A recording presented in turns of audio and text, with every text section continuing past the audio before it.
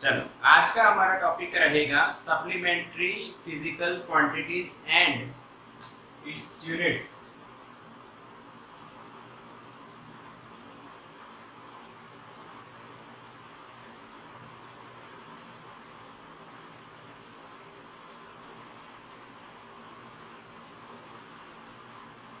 Supplementary physical quantity यानी क्या है?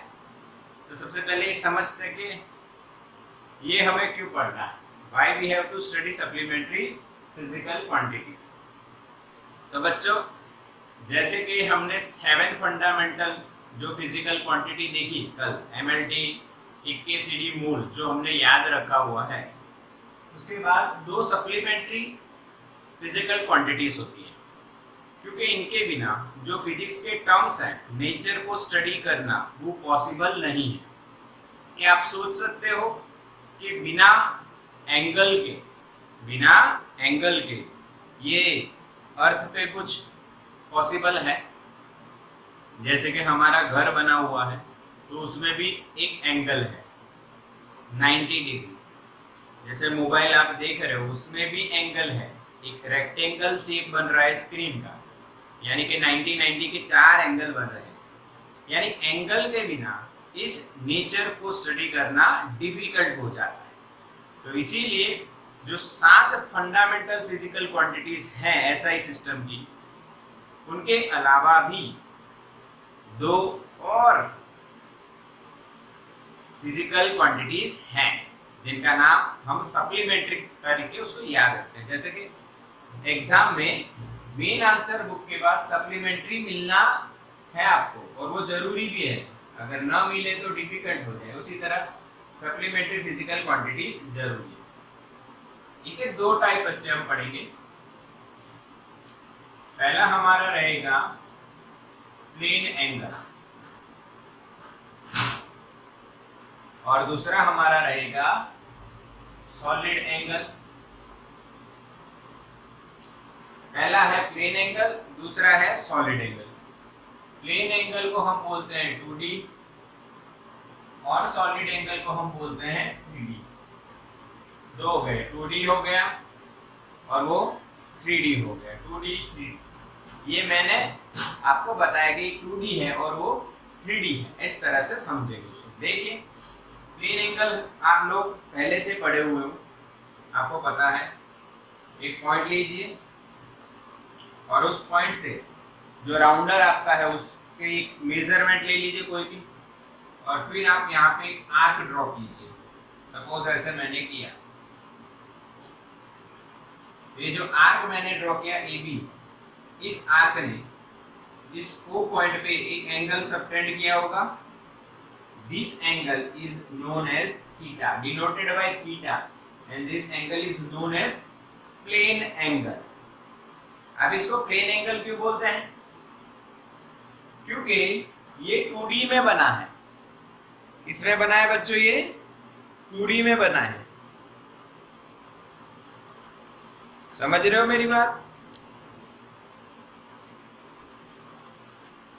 किसमें बना है ये? 2D में, that's why plane angle, 2D angle. अच्छा, अब इसका यहाँ पे आपको समझना है, ये है आर्क और ये हो जाएगी रेडियस। रेडियस को आप R बोल दीजिए, आर्क को आप आर्क ही रहने दीजिए। तो जो प्लेन एंगल का इक्वेशन है, प्लेन एंगल का इक्वेशन आप याद रखोगे, वो रहेगा आर्क अपॉन रेडियस। क्या रहेगा बच्चों? Arc upon radius. समझ में आया? क्लियर ना? अब ये इक्वेशन कहां से आया तो ये जानना है आपको। तो मेरी एक वीडियो है अपनी चैनल पे, जयओम इंस्टीट्यूट ऑफ फिजिक्स पे, वहां पे आप जाइए और देखिए कि ये इक्वेशन कैसे बना। ठीक है, plane angle is equals to arc upon radius, आपको याद रखना है। ओके, थीटा लिखते हैं इसके ऊपर, तो यहाँ पे आर्क हो जाएगा अपॉन रेडियस। क्लियर? अब इसका जो यूनिट है वो यूनिट है बच्चों रेडियन। और इसका सिंबल है RAD। क्या लिखना है? RAD। क्लियर ना? आगे ना, रेडियन RAD। तो ये हम पढ़ चुके हैं प्लेन एंगल। इसका बहुत ज्यादा यूज भी होना है, इसीलिए इसको याद रखने का तरीका बनाया हुआ है शॉर्टकट। शॉर्टकट तरीका देखो, अगर आपको प्लेन एंगल याद रखना है तो शॉर्टकट तरीका ये है, A = R × थीटा। इसको आप याद रखोगे, अरीठा। याद रखना है, अरीठा एक औषधि है बेटा, एक आयुर्वेदिक औषधि का नाम है अरीठा। अ यानी आंख, आर यानी रेडियस, थीटा यानी प्लेन एंगल। तो क्या याद रखोगे बताओ? अरीठा। बिल्कुल इजी, समझ में आया? ये है प्लेन एंगल। चलो इसके बाद हम क्या बात करेंगे? Solid angle. सॉलिड एंगल कहाँ पे बनता है? प्लेन एंगल कहाँ पे बनता है ये तो आपको पता है, 2D में। यानी आपने एक लाइन ले ली, मान लो सपोज ये पेन है, ये पेन एक लाइन है, तो इसकी अपर यानी टॉप और बॉटम जो साइड है, वो जो दोनों साइड में से रे मेरी आंख में आके जो एंगल बनाता है उसे हम प्लेन एंगल कहते हैं। समझ में आया? अच्छा, अब सॉलिड एंगल किसे बोलते हैं ये समझो कि बच्चों, सॉलिड एंगल बनाने के लिए आप ये एक पेपर सोच लीजिए। ये पेपर है एक, अब ये पेपर ऐसे है मेरे सामने, तो मैं इसको एक आंख से देख रहा हूं, या दोनों से देखो कोई दिक्कत नहीं। इसके 4 कॉर्नर हैं, 1 2 3 4। आप अभी ध्यान से देखिए कितने कॉर्नर्स हैं? 4 कॉर्नर्स, 1 2 3 4। ये 4 कॉर्नर्स में से आपकी आंख में जो रेस आ रहे हैं वो एक एंगल बनाएंगे, वो एक एंगल बनाएंगे, और उस एंगल को हम सॉलिड एंगल बोलेंगे। समझ में आया? यहाँ पे जो आर्क है वो एक टाइप की लाइन है, और सॉलिड एंगल में जो होगा वो एरिया होगा। क्या होगा? एरिया। तो आप सिंपली ऐसे याद रखिए, angle made by a line, straight line है और curved line at centre is called plane angle, and angle made by an area at the center, curved area, yes, curved area at the center is called solid angle. यानी plane angle कौन बनाएगा? Line. Solid angle कौन बनाएगा? Area. चलो अब इसका imagination करते हैं। इमेजिनेशन में आप एक सेंटर मान लीजिए, इसका सेंटर मान लीजिए फुटबॉल का, ये फुटबॉल है बच्चों, उसका सेंटर आप मान लीजिए O। अब फुटबॉल में बच्चों आपने देखा है कि ऊपर व्हाइट ब्लैक होते हैं कि नहीं होते हैं ना? व्हाइट और ब्लैक ऐसे पार्ट होते हैं, उसमें से एक पार्ट हम सोच लेते हैं, कोई भी एक पार्ट यहाँ पे मान लीजिए। अब 3D का फील आए इसलिए मैं ऐसा ड्रॉ कर रहा हूँ। ओके, ये पार्ट हम लेते हैं, बाकी पार्ट को हम हटा देते हैं, बाकी के पार्ट की हमें कोई जरूरत नहीं है, सिर्फ इतना पार्ट हम लेते हैं। ओके, स्फीयर टाइप होता है। अब देखो इसके 4 पॉइंट हो गए, इन चारों को आप यहाँ पे सेंटर पे इकट्ठा करो, समझ रहे हो ना? तो यहाँ पे एक एंगल बनता है जिसको सॉलिड एंगल कहते हैं।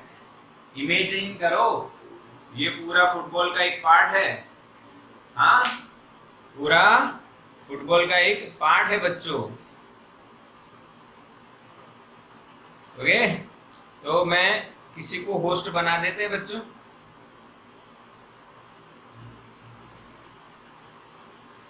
हेमराज को बना देते हैं।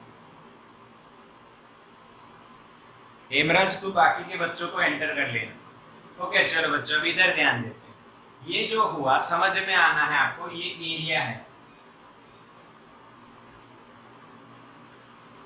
हाँ, ये ऐसा एरिया अभी बात करी थी, याद करो, ये एरिया है, ये पूरा एरिया जो है आपको दिख रहा है, इसके 4 पॉइंट्स है और ये आपकी आंख के आगे आके क्या बना रहे हैं, एंगल। ये पूरा एरिया यहाँ पे मान लो ऐसे हो, ठीक है, दिख रहा है ना फुटबॉल का एक पार्ट, तो इसको सॉलिड एंगल बोलते हैं। ये सॉलिड एंगल को डिनोट करते हैं हम ओमेगा सिंबल से। आपने 10th में ये पढ़ा था, रेजिस्टेंस का यूनिट था, इसका यूनिट था, रेजिस्टेंस का यूनिट था, बट इसका सिंबल जो है, इसका नाम है ओमेगा। तो यहाँ पे आपका सॉलिड एंगल बन गया ओमेगा। तो सॉलिड एंगल की जो डेफिनेशन है उसके हिसाब से क्या होगा, देखो, द रेशियो ऑफ एरिया, जो एरिया सेंटर पे एंगल बना रहा है वो एरिया अपॉन यहां से यहां की दूरी रेडियस होगी, रेडियस का square. This is the equation of solid angle. ये किसका एंगल, ये किसका इक्वेशन हो गया, सॉलिड एंगल का, एरिया अपॉन रेडियस स्क्वायर। देखो इसका डबल करना है, सिंपल याद रखना है, तो इसका double, arc into arc, area हो गया, आर्क एक लाइन है, 2 लाइन इकट्ठी करोगे तो एरिया बन जाएगा, रेडियस इनटू रेडियस, रेडियस का स्क्वायर हो जाएगा। समझ में आया? तो ये क्लियर आपका सॉलिड एंगल हो गया। अब इसको इक्वेशन किस तरह से लिखेंगे, सिंबल के फॉर्म में। मान लीजिए छोटा सा एरिया डेल्टा ए है upon R square, omega is equals to delta A upon R square. अब इसका यूनिट बनाओगे तो इसको बोलते हैं स्टीरेडियन, यूनिट को क्या बोलेंगे, स्टीरेडियन, और लिखते हैं सिंबल उसका एसआर। क्या लिखेंगे, एसआर। समझ में आया? फिर से समझिए। अब एक और बात बता देता हूं, ध्यान से समझिए बच्चों। एरिया का यूनिट होता है मीटर स्क्वायर, रेडियस का यूनिट होता है मीटर स्क्वायर। अरे मीटर स्क्वायर तो कट, तो ये यूनिट लेस क्वांटिटी बन जाती है, बट एंगल को डिनोट करने के लिए हमने स्टीरेडियन कहा। हाँ, बाकी ऐसे तो ये यूनिट लेस बनती है, ये क्वांटिटी कैसी है, यूनिट लेस, पर इसका यूनिट है जो दूसरा बनाया गया, जिसका नाम क्या है, स्टीरेडियन एंड रेडियन। इसका कोई डायमेंशन नहीं है ऐसा बोल सकते हैं, यस, इसका डायमेंशन ही नहीं। स्टीरेडियन का डायमेंशन आगे हम पढ़ोगे, m0 l0 t0, ये आप आगे पढ़ोगे। इन दोनों का डायमेंशन यही होगा, क्योंकि इनमें फंडामेंटल क्वांटिटी नहीं है, ये आगे पढ़ेंगे, अभी सिर्फ बता रहा हूं। चलो तो स्क्रीनशॉट लो बच्चों।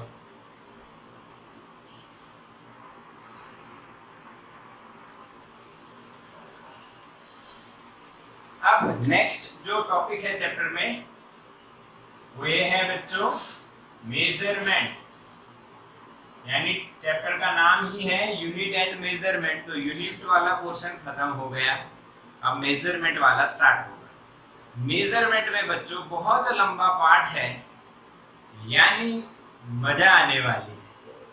और पूरा मेजरमेंट किस तरह से होगा, कैसे प्रैक्टिकल करेंगे हम लोग, वो भी अब इस सेशन में हम समझेंगे। आइए समझते हैं मेजरमेंट बच्चों। तो मेजरमेंट में हमें 3 चीजें देखनी है,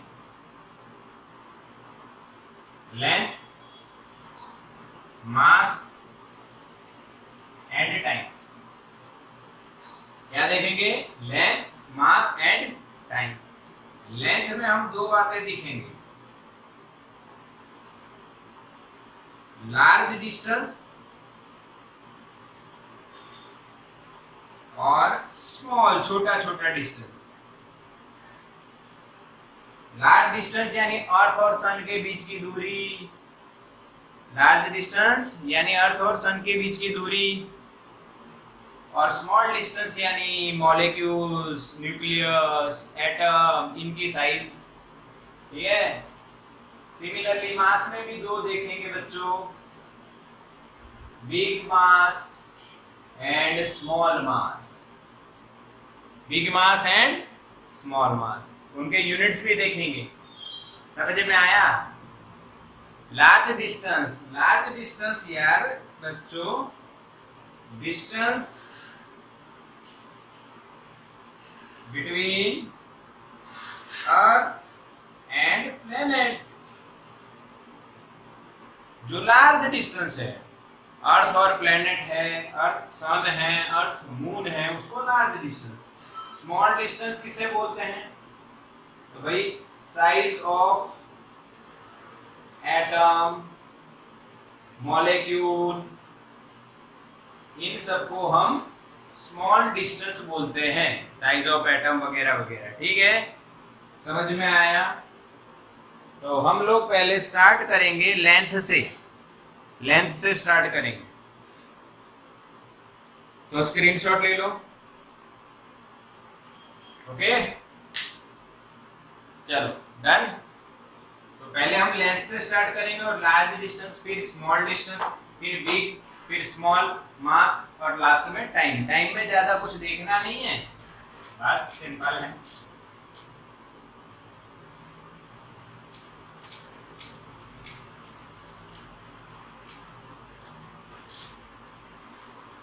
चलो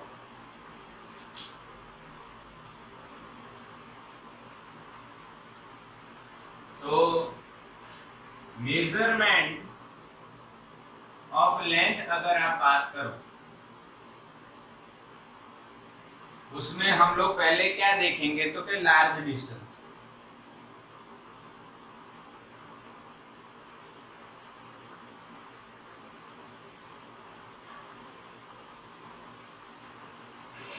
तो बताओ, आप इस पेन की लेंथ मेजर करनी हो आपको, इस पेन की लेंथ, आप क्या यूज करोगे? बताओ क्या यूज करोगे? स्केल यूज करोगे। हाँ, सिंपल लॉजिक है, स्केल यूज करोगे। If you want to measure the length of this pen then you have to use scale. Simple यार, एकदम इजी। बट अगर आप अर्थ और सन या अर्थ और मून के बीच की दूरी मेजर करना चाहते हो, तो उसके लिए कोई स्केल बनी नहीं है, उसके लिए कोई स्केल बनी नहीं। तो कैसे करें? चिंता हो गई, कैसे करें? तो चिंता का सॉल्यूशन है नो डायरेक्ट मेथड, तो we have to use indirect method. कौन सी मेथड? Indirect method. और उन्हीं मेथड में से एक हमें जो पढ़नी है, जिसका नाम है पैरेलैक्स मेथड। हमें कौन सी पढ़नी है? Parallax method. पैरेलैक्स मेथड का मतलब क्या है? कि इनडायरेक्ट मेथड, यानी आपको ए पर्सन को सी पर्सन को मैसेज पास करना है। वो सीधा नहीं पास कर रहा है, पहले कर रहा है बी को, फिर बी पहुंचा रहा है सी। ये डायरेक्ट नहीं, इनडायरेक्ट हुआ। आपको पता है ना, 10th में पढ़े होंगे indirect speech and direct speech. तो वैसे ही है इनडायरेक्ट मेथड, डायरेक्टली नहीं यूज करना है, स्केल लेके मेजर नहीं करना है। पैरेलैक्स मेथड समझिए। अच्छा, अब इसका बेसिक आप समझो कि व्हाट इज पैरेलैक्स। तो सबसे पहले हम एक डायग्राम समझते हैं, इधर आओ। ये बच्चों ऑब्जेक्ट है, इस ऑब्जेक्ट को आप पहले देख रहे हो एक ऑब्जर्वेशन पॉइंट से, फिर देख रहे हो बी पॉइंट से। तो ए एंड बी जो है वो ऑब्जर्वेशन, यहां से आप देख रहे हो ऑब्जर्वेशन पॉइंट है। ओके, समझना है पैरेलैक्स क्या है, व्हाट इज पैरेलैक्स। पहला क्वेश्चन में आपको आंसर देता हूं, व्हाट इज पैरेलैक्स, ये समझे। तो आप सबको एक पेन लेनी है, अपने हाथ में पकड़नी है, रेडी हो जाओ। सब लोग ये काम करेंगे, पेन पकड़िए। पेन ना हो तो कोई भी ऐसा पतला ऑब्जेक्ट हो या कुछ भी हो, वो पकड़ लीजिए, पेंसिल वगैरह पकड़ के ऐसे देखिए। देखना कैसे है? तो पहले आपको राइट आई से देखना है, तो लेफ्ट को बंद करना है, तो मैं वो कर रहा हूं, आप भी करो। मैंने लेफ्ट को बंद किया और इसकी एक पोजीशन डिसाइड करो with respect to background. Background जो होगा उसके रिस्पेक्ट में एक जगह दिखेगा आपको, हाँ ठीक है। अब मैं राइट से देख रहा हूं, एक पोजीशन डिसाइड कर ली। फिर मैं करूंगा राइट आई को बंद और लेफ्ट ओपन। तो मैंने जैसे राइट को बंद किया तो ये ऑब्जेक्ट राइट साइड शिफ्ट हो गया। देखो ध्यान से, फिर से करो। आप अगर राइट से देख रहे हो और फिर राइट को बंद कर रहे हो और लेफ्ट से देख रहे हो, तो लेफ्ट से देखोगे तो राइट साइड शिफ्ट हो जाएगा, राइट से देखोगे तो लेफ्ट साइड शिफ्ट हो जाएगा। समझ में आया? This phenomena is called parallax. This phenomena is called parallax. Then what is the definition of parallax?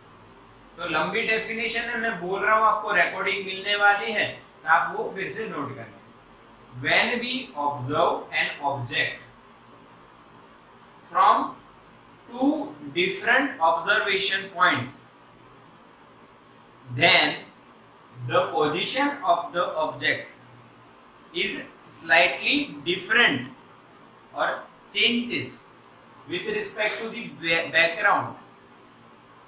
This phenomena is called parallax. समझ में आया? पैरेलैक्स किसे कहते हैं? क्लियर ना? बिल्कुल इजी है। आपको पेन लेनी है, उसको राइट से देखिए, फिर लेफ्ट से देखिए। लेफ्ट से देखोगे तो राइट में शिफ्ट हो जाएगी, राइट से देखोगे लेफ्ट में शिफ्ट हो जाएगी। This phenomena is called parallax. अच्छा, शिफ्ट नहीं हो रही यानी पोजीशन चेंज नहीं हो रही, वो हमें लगता है, तो इसी को पैरेलैक्स बोलते हैं। ऐसा कहाँ हो सकता है? आप देखिए, जो स्नाइपर होते हैं, शूटर्स होते हैं, आपने मूवीज में देखे होंगे, वो हिसाब लगा रहे हैं, ठीक है, तो एक आंख से देखे फिर दूसरी से, तो पोजीशन क्या हो जाएगी? चेंज हो जाएगी ना। तो उनको ऐसी प्रैक्टिस करवाई जाती है कि पैरेलैक्स दूर किया जाए। वो भी हम सीखेंगे, how to remove the parallax.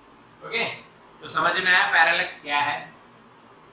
Second part इसमें ये है कि जो ऑब्जर्वेशन पॉइंट के बीच का डिस्टेंस होता है उसे बेसिस कहते हैं। क्या कहते हैं? Basis. The distance between two observation points is called basis B. Okay, समझ में आया ना?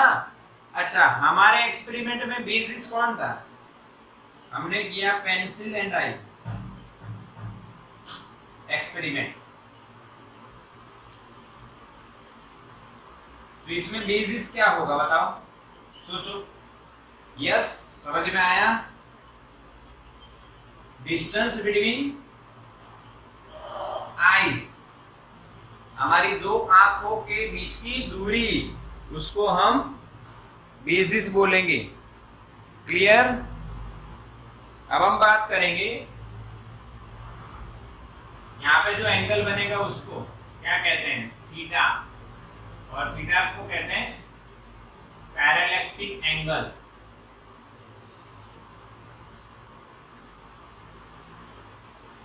क्या बोलेंगे? Parallactic angle. अब डेफिनेशन सुन लो। The angle subtended by two observation points at object is called parallactic angle. फिर से, the angle subtended by two observation points at object is called parallactic angle. और उसका यूनिट आप रखोगे रेडियन। वीडियो देख लेना एंगल वाली, उसका यूनिट क्या रखोगे? रेडियन। समझ में आया?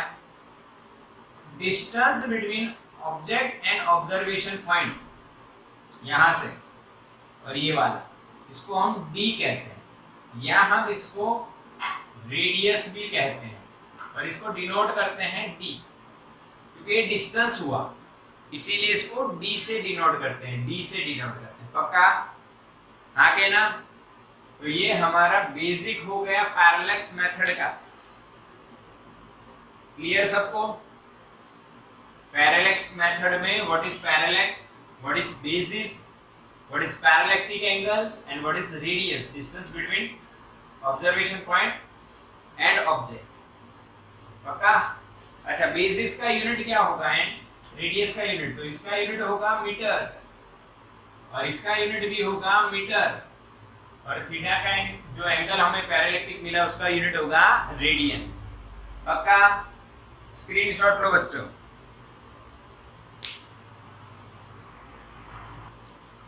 अब यहाँ पे आपको एक बात समझनी है, यहाँ पे एक बात समझनी है छोटी सी, फिर आगे कल इसकी एप्लीकेशन देखेंगे नेक्स्ट लेक्चर में। एक छोटी सी बात समझनी है।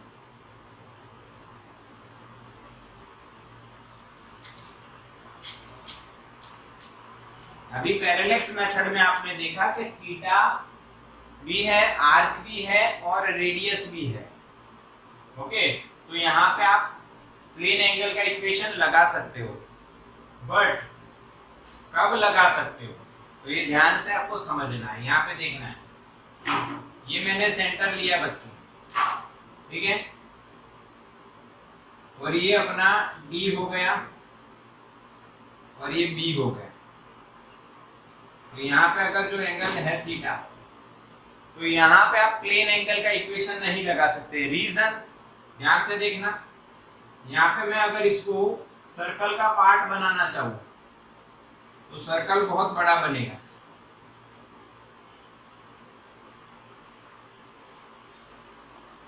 समझ में आया? इस बेसिस को अगर मैं आर्क बनाना चाहूं, आर्क क्या है?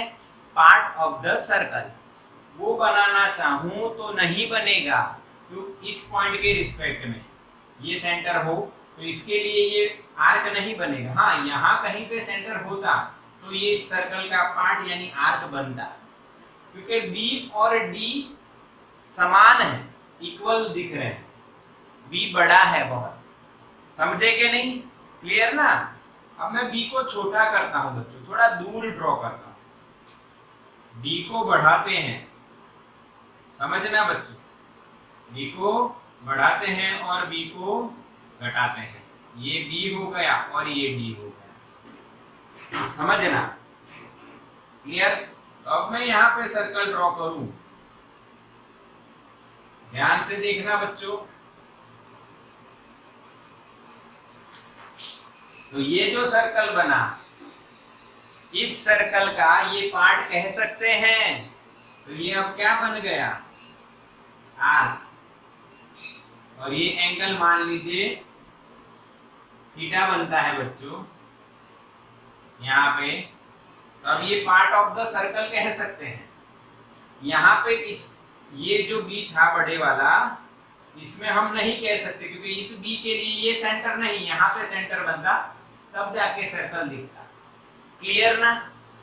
पर अगर बी छोटा हुआ और डी बड़ा हुआ तो जो बी है वो पार्ट ऑफ द सर्कल बन जाता है with respect to this point O. तो अब आप ये आर्क बन चुका है तो अरीठा लगा सकते हो। तो आप यहाँ पे कंडीशन देखना है, समझो, when basis is very small with respect to radius, when basis is very small with respect to radius, then and then we can apply this arc upon radius, समझना है? और आर्क आपका क्या है? b, और रेडियस क्या है आपका? d।